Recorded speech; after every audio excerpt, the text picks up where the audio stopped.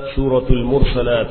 بسم الله الرحمن الرحيم. والمرسلات عرفا فالعاصفات عصفا والناشرات نشرا فالفارقات فرقا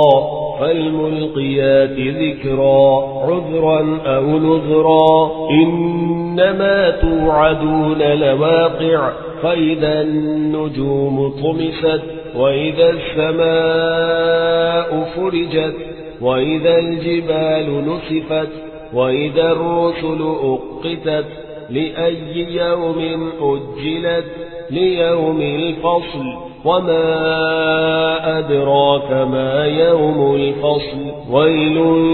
يومئذ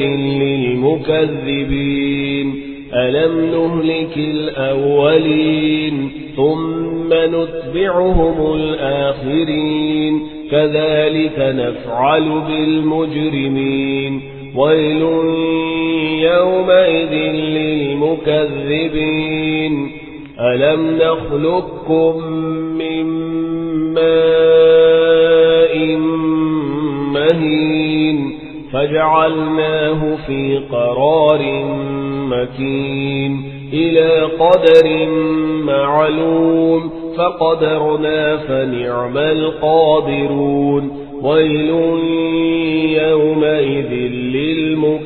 للمكذبين ألم نجعل الأرض كفاتا أحياء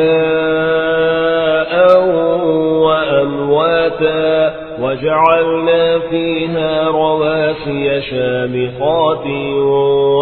وأسقيناكم ماء فراتا ويل يومئذ للمكذبين انطلقوا إلى ما كنتم به تكذبون انطلقوا إلى ظل ذي 3 شعب لا ظليل ولا يغني من اللهب إنها ترمي بشرر كالقصر كأنه جبالة صفر ويل يومئذ للمكذبين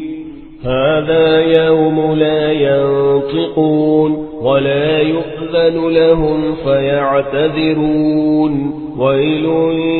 يومئذ للمكذبين هذا يوم الفصل جمعناكم والأولين فإن كان لكم كيد فكيدون ويل يومئذ للمكذبين إن المتقين في ظلال وعيون وفواكه مما يشتهون كلوا واشربوا هنيئا بما كنتم تعملون إنا كذلك نجزي المحسنين ويل يومئذ للمكذبين كلوا وتمتعوا قليلا إنكم مجرمون ويل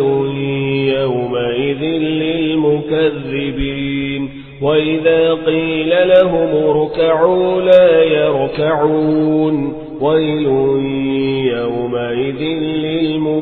للمكذبين فبأي حديث بعده يؤمنون